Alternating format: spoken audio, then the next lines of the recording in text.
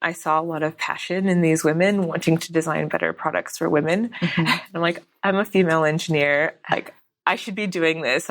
This is a problem that I want to solve before I have to deal with it myself.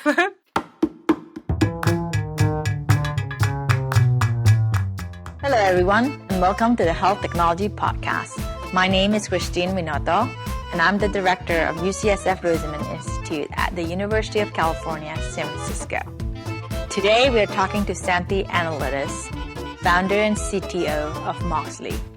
Moxxly makes Flow, a discreet, hands-free breast pump kit that has gained a lot of traction through viral marketing.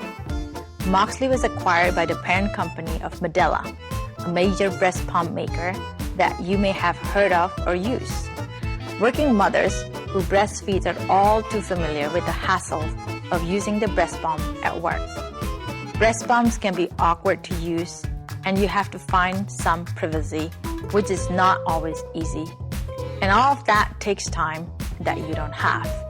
So, Moxxly is solving these problems. And stick with us today, and you learn a lot about innovation and branding for a consumer product. I hope you enjoy the talk. And if you like what you hear today, please subscribe to our podcast on iTunes.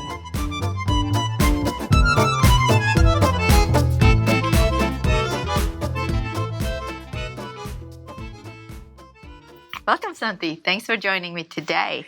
Thank you for having me. Yeah, it's when we met almost over a year ago, maybe, a while back ago. And I remember you mentioning about you co-founded Moxxly, and I thought that was a really interesting product. And you guys were acquired by Medela. And what's the history? How did you start it, and why that company? Yeah. So we started in 2014, the end of 2014. My background is biomedical engineering undergrad, and then at Stanford, I did my master's and PhD in mechanical engineering. I worked in a robotics lab, but my thesis was mostly around medical devices. I made MRI-compatible devices to do interventions inside the scanner. But you did work for Sadra and Hansen. Yes, yeah, that was. I worked at Sadra before that, between undergrad and grad school, and as an R&D engineer. So I had put my, biomedical engineering uses and talent, skills and interests to work there. But I knew that I wanted to go to graduate school. I just didn't know in what. So that in between time was good for me to figure it out and decide what I was interested in. And at that time, it was surgical robotics. And since then, I've gotten more into imaging. While during my PhD, I invented a few devices and had some patents through Stanford's OTL office. And when I was finishing, I was actually thinking about starting a company around a force sensing needle that I had made, and applying it to epidurals and placing needles properly for spinal taps, and things like that. So I was in the middle of thinking about business plans and starting to talk to angels and things like that. At the same time, one of my co-founders, Gabrielle Guthrie, came from the product design program at Stanford. And we kind of knew of each other. We had some mutual friends, but I didn't actually know what she was working on until we ended up at a hackathon together for SF Maker Weekend that summer before we were both graduating. And she held up a breast pump that was state of the art at the time. It was more portable. It's this pale yellow color, and she said, "It's something between a baby toy and a medical device, and we could do better." And a group of about 7 of us came together for that weekend, the hackathon. You did not know anybody except for Gabrielle. Yeah. Okay. And we worked on a concept and a little bit of prototyping too. Around a smaller, quieter, kind of more wearable pump. And one judge's favorite that it was held at PCH. And this is over one day. This was over a weekend. This was over a weekend, and so we stayed in touch after that. And then we got more involved in view of Highway 1, which was a hardware incubator run by PCH at the time. And and Gabrielle just kind of like kept in touch with me and kept in touch with her over the summer. And meanwhile, she met our third co-founder, Kara Delzer, who came from also GSB. She did her MBA at Stanford Business School, but they didn't know each other at first either. Sort of mutual friend introduction. But Kara just had a baby and went back to work at eBay. Got sick and tired of having to seclude herself from get isolated every couple hours to go pump, and then they don't provide her with a really nice room. I'm sure there was a nice room, but even then, it's you go from leading a team and feeling confident and doing your work, and then you have to step away. And she just got sick and tired of that and wanted to innovate in the space. And her and Gabrielle met first, and then okay, well, we got the design and business. We need more technical expertise. We need an engineer. So they approached me, and for me it was the timing for all of us was just perfect. But I saw a lot of passion in these women wanting to design better products for women. And I'm I'm a female engineer. I should be doing this. This is a problem that I want to solve before I have to deal with it myself. So I decided to join in and share in that vision of better products for women. Maybe for our listeners, if you can just tell us about Moxxly product. Yeah, so we founded with the idea of improving the breast pump experience. And so our first product is a breast pumping system, which is discreet and low profile. Basically, I don't know how much you know about breast pumping, but the current... I've done it. Because you know it. Okay. I guess for others out there, honestly, I didn't know what a breast pump looked like until this hackathon. So I was done with my PhD, and this is the first time I've seen it. You don't need to know unless you need it. You don't need... That's the thing. Nobody knows until they use it, or their partner uses it, or their sister uses it, and then it's just oh, what is that? Okay, so there are these plastic funnels and bottles and things that have to hang off of your body. You need to hold them up to your breast, another hand for the pump. But if you want to be hands-free, then you put on this special bustier with holes on it, and you kind of have to hunch over and let the milk flow through. Our product replaces the things that you wear, the funnels and the bottles, and it's much more lower profile. It's discreet. There's a flexible neck component to conform to different body shapes, and there's only 3 main pieces that snap together. They're big. They're easy to clean, unlike all the little pieces and a lot of other breast pump accessories. So that's our first product that's currently out there, and it's compatible with insurance-provided double electric motors, breast pump motors. Because after the Affordable Care Act, all women can get a breast pump for free. They do. So this is it's like an upgrade to the pump that you're already getting to have that discrete experience and being able to have the confidence and pump on the go.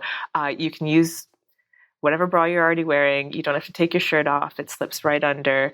So if you have your nursing bra or anything else, whatever you already have, really. Do the women have to go to a separate room because the pump, I don't know how big these pumps are. Because the pump is dependent on what you get from insurance. So we're compatible with the most popular pumps. So they can be kind of the size of a small, couple of bricks on your desktop, or even a Walkman size. There's different pumps out there. But we found that the pump size and the noise isn't the biggest problem, as long as most of these pumps already have battery packs, so they're chargeable and they're somewhat portable, or you have a car charger and things like that. What people really wanted was that the discretion and to get rid of all these parts and the hassle of taking your shirt off, putting on a special bra, and like, you know, just the chance that someone could walk in on you if you have, if you're in a conference room or you're even your closed door office, you know, there's still that, even in a lactation room, there's still the like sometimes fear of someone coming by, seeing all of this in front of you.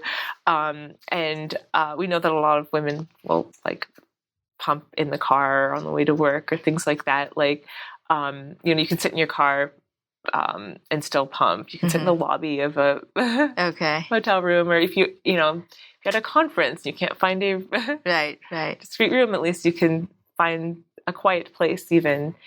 And even if you want to still keep using the mother's room at your, you know, employer's office, it's just a little bit more, I guess, of a warmer, like, you don't take your shirt off, warmer, dignified experience.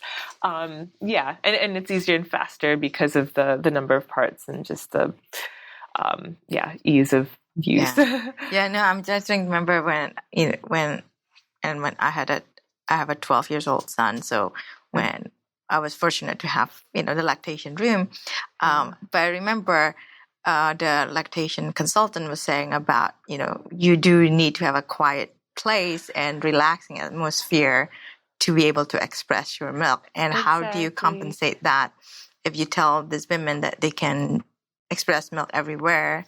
But that's a great point. And I think that is one thing that I always knew, because I mean, we've been talking to women from day one, and we know about the emotional like toll around choosing to breastfeed.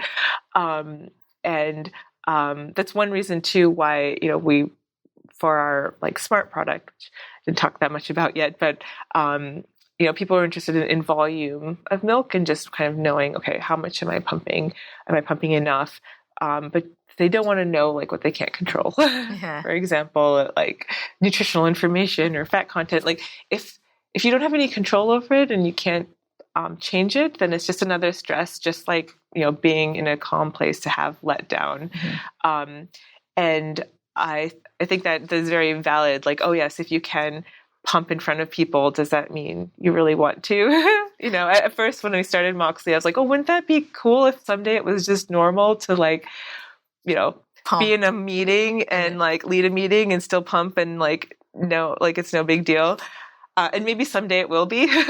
But I think actually living through it made me also feel like I'm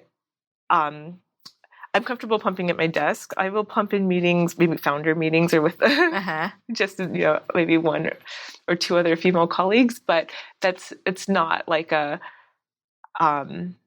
right now it's not like I would go and lead a meeting and pumping, but if you have a little bit more of an open plan office or, you know, especially on the go while traveling, and then this, like, it's more like a tool to help it make it easier, because if you have to pump anyway while you're at work, like it's better than having to take everything off.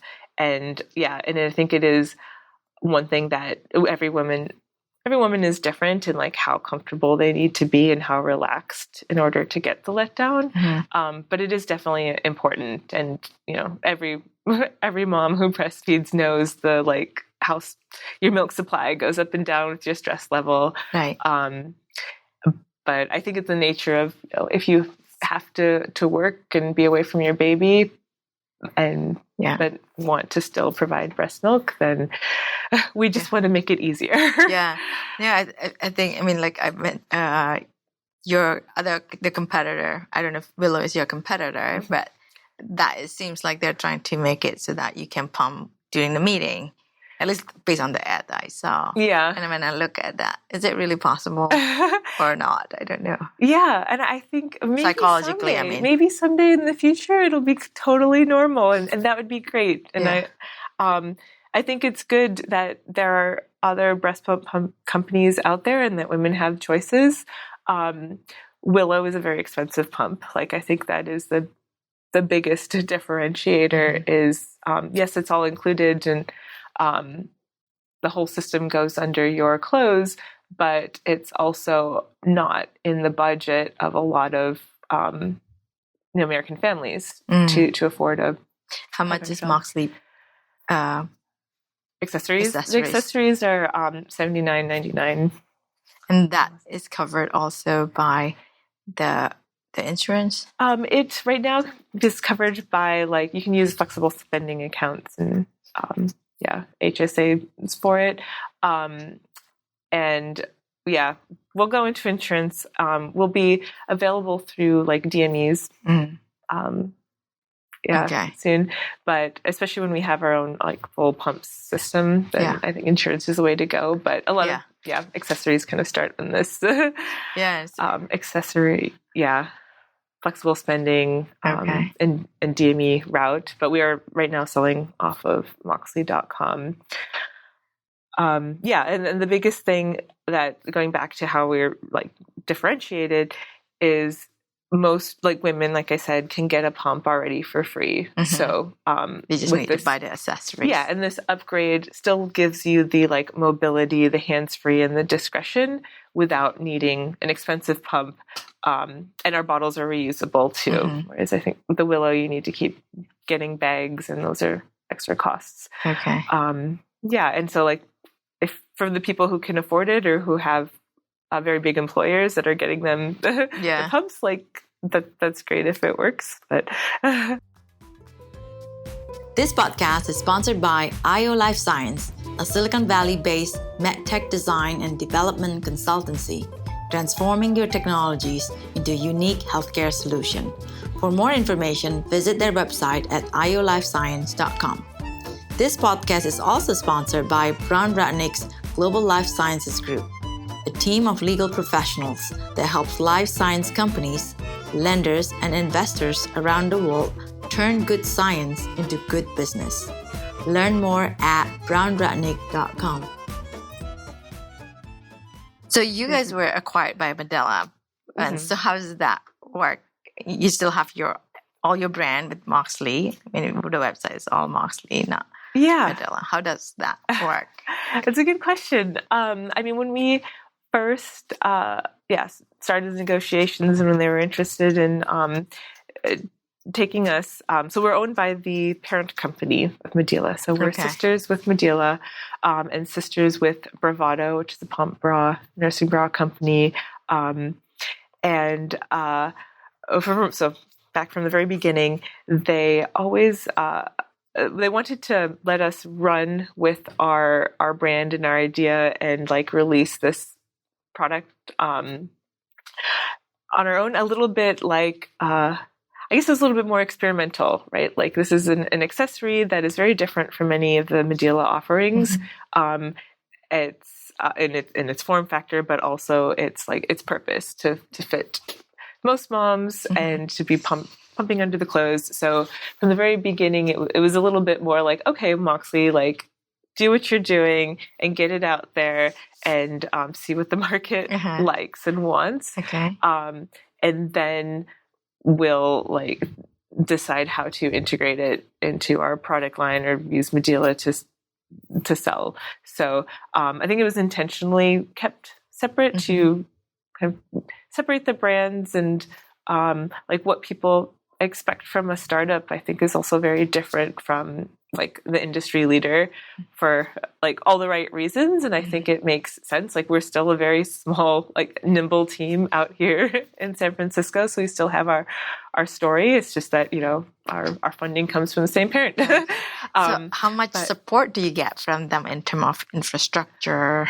Oh, that's a great question. So, I mean, from the beginning, engineering-wise, like we had some support. Like if we have technical questions or ideas, for example, like okay, for product specifications, if we say okay, we have a similar kind of connector like you guys do, and this is the way that we were thinking to test it for reliability.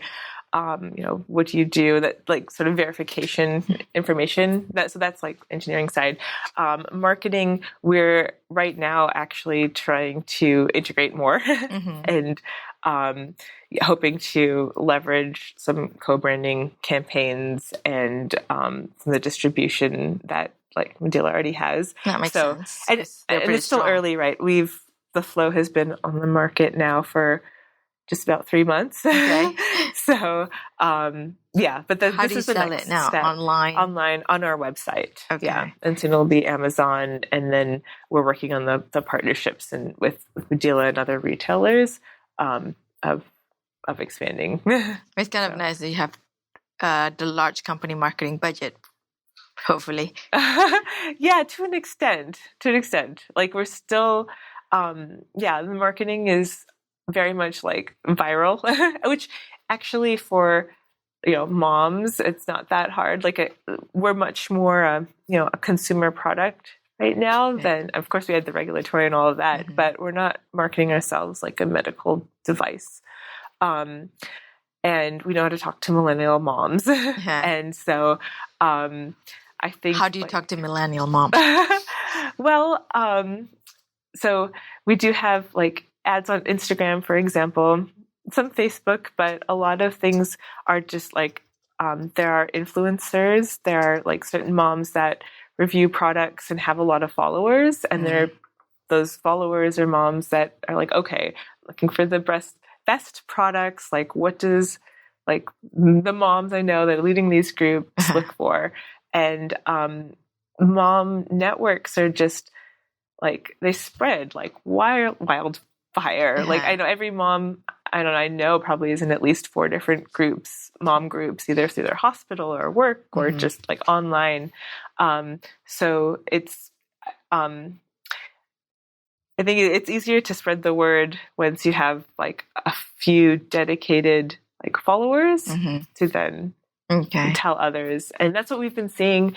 There's been influencer moms that like will take photos of themselves, either like in their car, like I was, my colleague was just outside, didn't even know it was pumping, and of themselves, and they share it or, show how discreet it is and that they can go shopping and things like that. And we've had moms also like make their own unboxing videos and like how to use Moxxly with this other pump. Like they'll just do their own like content.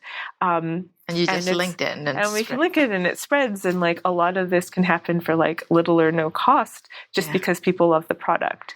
And I think that's... But how does it work? Because like mom, breastfeeding mother is short term, right? Yeah. So you're influencer for many different products and they're influencer for a certain period of time. Yeah. So you have to keep looking on to find a new influencer. I think that's true. So to an extent. But a lot of moms also have either multiple children or like toddlers. So they might have a baby, even if the oldest, is like 4 or 5, things like that.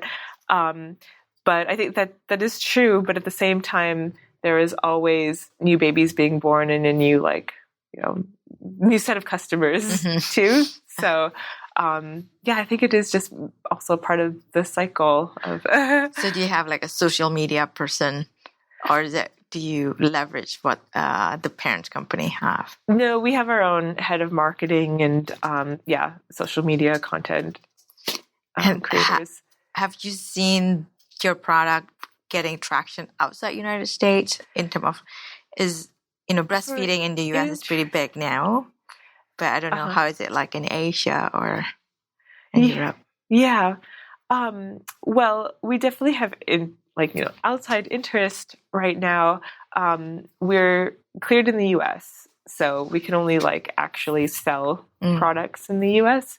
But next we are looking at China and Europe because those are big markets, and especially China's got a big working moms population that also value US-based brands and products. So I think there's a big opportunity there. And digress a little bit. You work in Sadra and in Hansen, so it's kind of different kind of device, not consumer devices. Now working at Moxxly. I mean, what do you learn from that experience that you apply here, and what are the things that you felt that is kind of nice that you don't have to worry about when you're working for a company like Sadra or Hansen? Oh, that's a good question. I think so at Sadra and Hansen, I think there are both opportunities for me to hone my engineering skills and my like ability to, write good test protocols and design things and, analyze and, bring, identify problems and solve them and think like all of that, which also I think carried through my PhD. And while at Moxxly, there's still a lot of that in the back end, especially for making sure a product meets all like the regulatory standards that it needs. Like we have to still write good product specs and know how to test them and show evidence. And, we make a lot of equipment to to test the devices. So there's still a lot of, I guess, like systems engineering that goes in the background. And when we started Moxxly, I guess I didn't talk that much about this before, but we were going after a fully smart system. And so again, I guess there's still the engineering that I've experience I had from integrating mechanical and electrical and software all into one. But the things that I think that I loved about Moxxly that is very different is we're much more connected to the end user. Like I said, we've talked to moms all the time. And even from the beginning, it's always like bringing prototypes or like getting feedback and just watching and observing how, like what moms do while they're pumping at work or at home. And then like right now, seeing it out in the field and getting a lot of, I guess, love back from the users has been like, it's very fulfilling and motivating. And I think that is a lot harder to get when you're working on like a part of a medical robot or a device that really only the clinician is the user and that person who benefits, like the patient, you don't really interact with. So I think that's great. I think our like the fact that we can have a more consumer focused brand is also very interesting, and we can grow and market in with that tone. I think also it's fun. It's all kind of new to me personally, but I think there's a lot to gain with this like different, I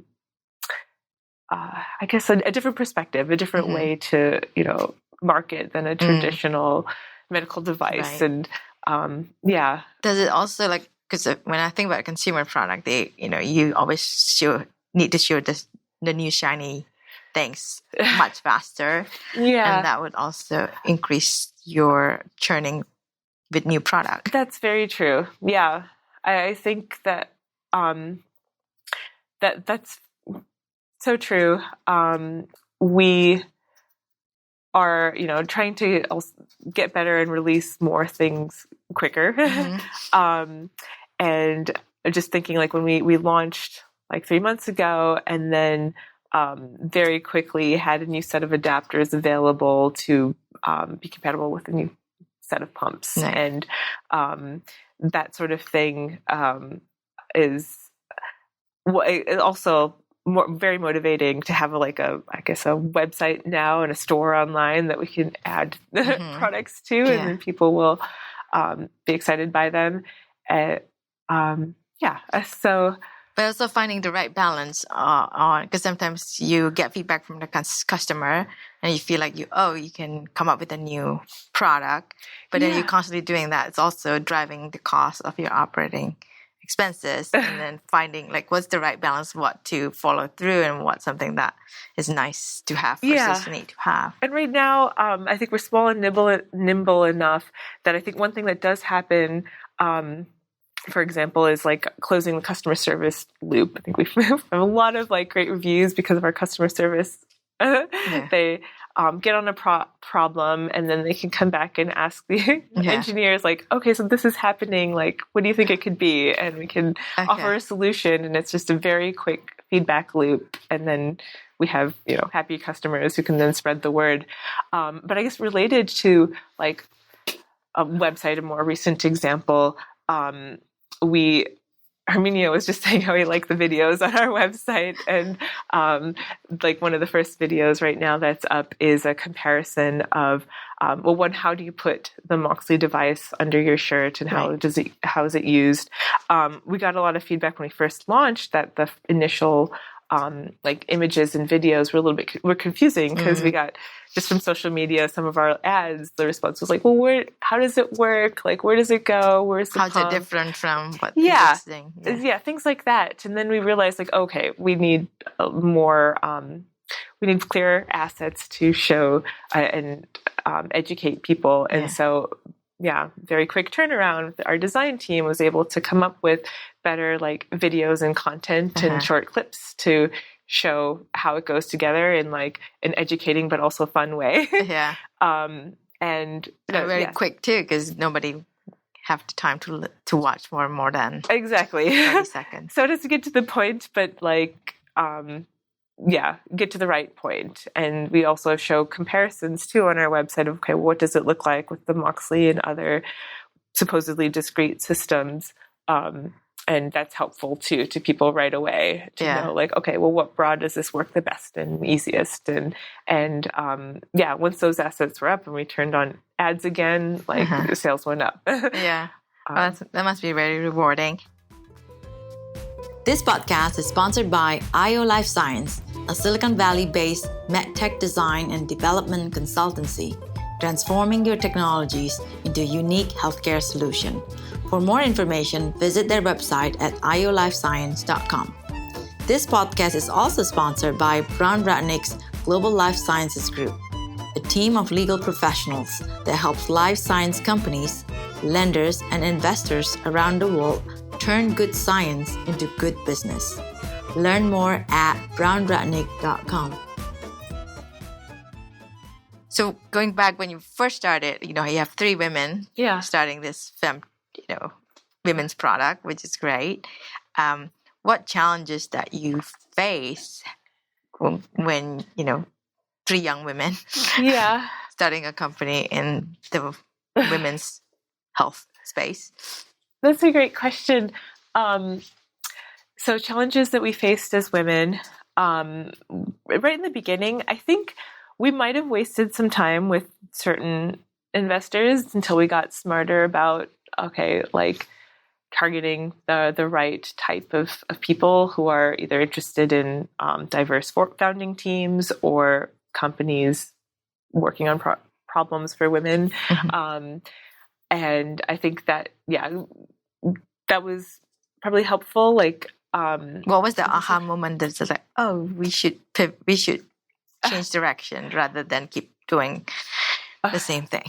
Well, in terms of the funding, I guess, aspect and raising money, I think we've learned after a couple, demo pitches that wasn't really working for us because usually the audience was too broad or like the potential industries were so varied that we started to focus more on types of people who would who were interested in the problem itself.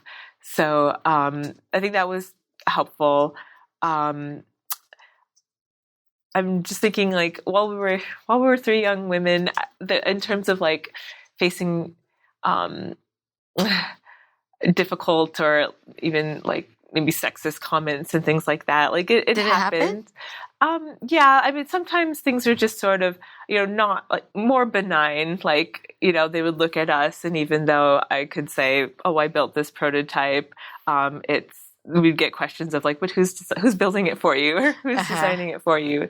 Things like that, which you just sort of kind of dismiss. And it's like, okay, like they don't know each other. They don't know better or, we learned too when we start pitches or talk to certain types of people, especially if they didn't know where we were coming from, that it was better to lead with, and I have a PhD in mechanical engineering, and I have a master's from product designer, and I am a MBA from, just things like that to kind of, even though we might think like, okay, I thought it was obvious or like, you're meeting with us for a reason. It's just sort of to lay it out there to say. Put the credibility out there. And I think that was, helpful for sure. It's interesting because sometimes because you have it, sometimes you don't think of it as a big deal. Yeah.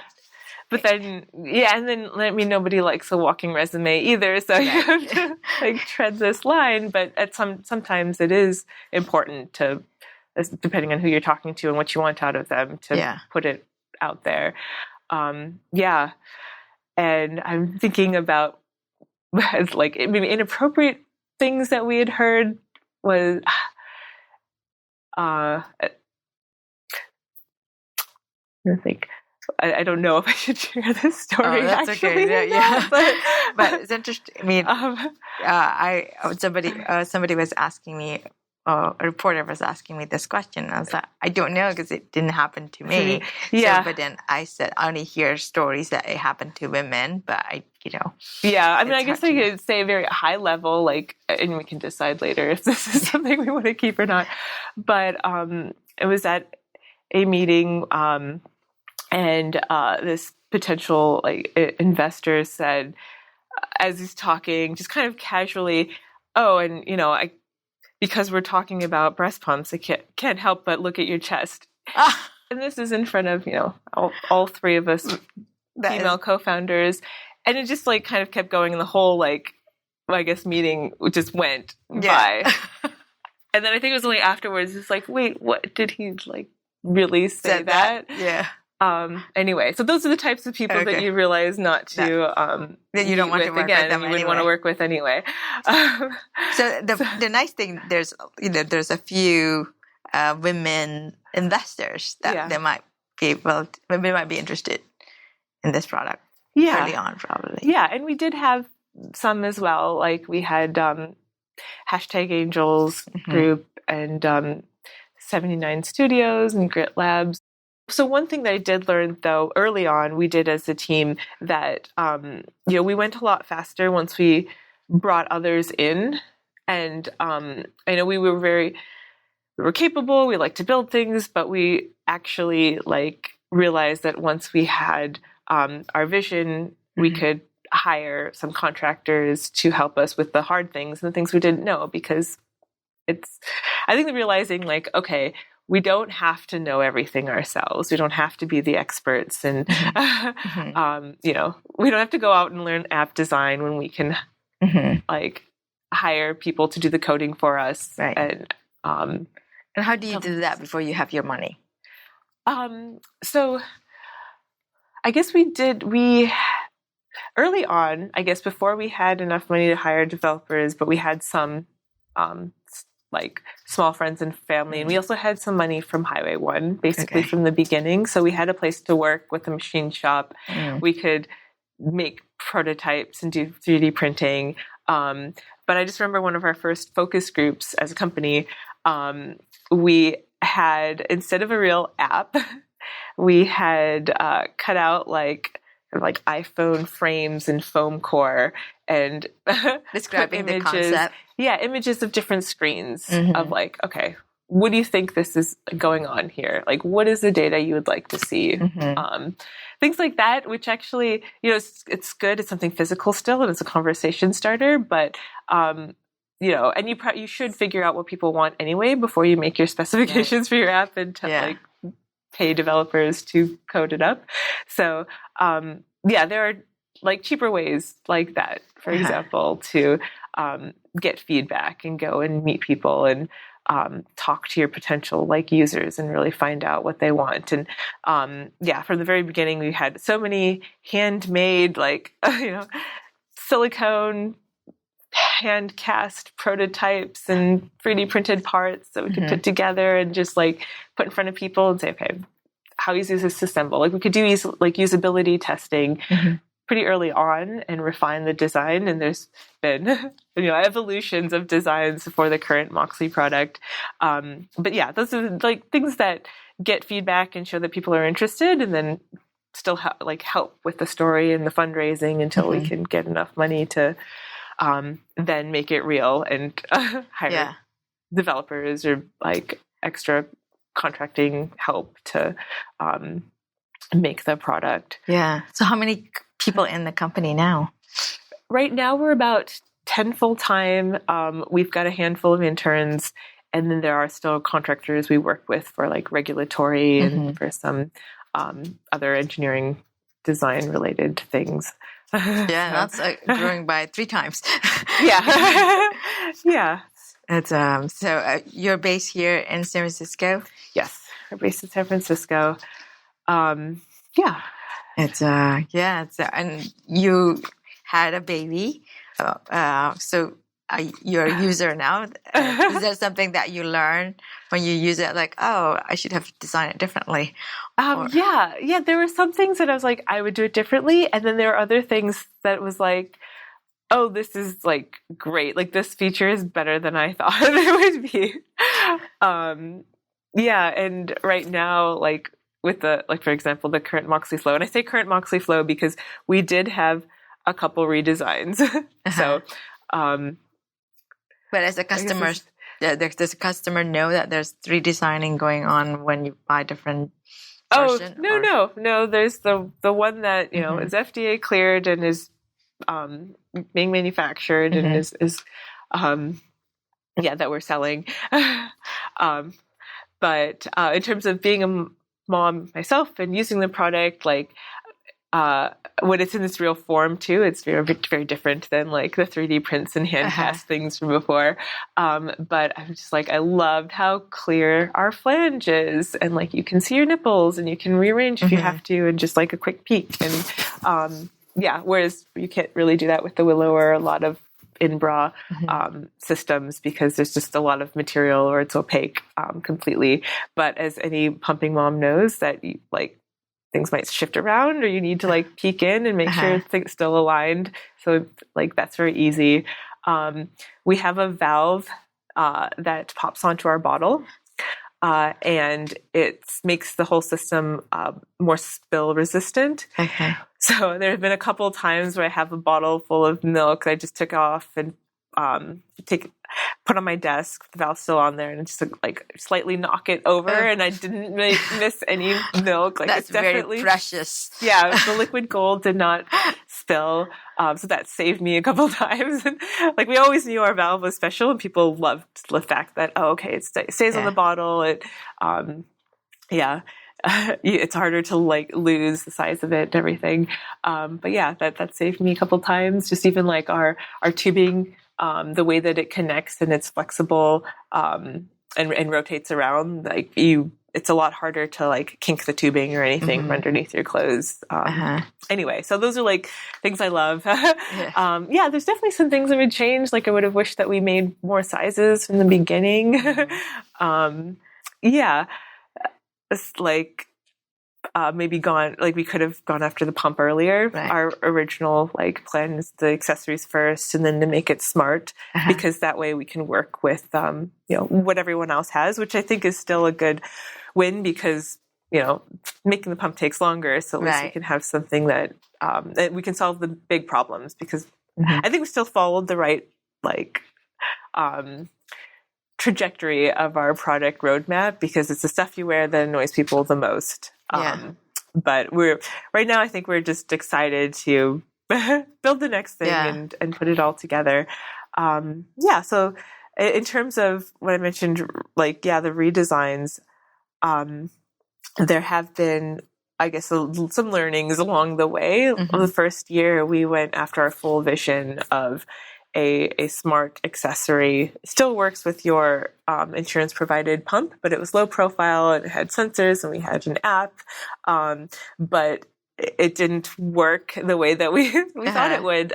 Things worked well on prototype form or on the benchtop with the sensors, but then out in the real world, you have a lot of different factors going on that we did not optimize for. And so it was an extensive learning in that we tooled up and things and made plastic parts and then had some quality issues and stepped back and was like, okay, wait, what's most important? What do we need to focus on and solve? And we honed in on the accessory. And so there's a lot of learnings there now.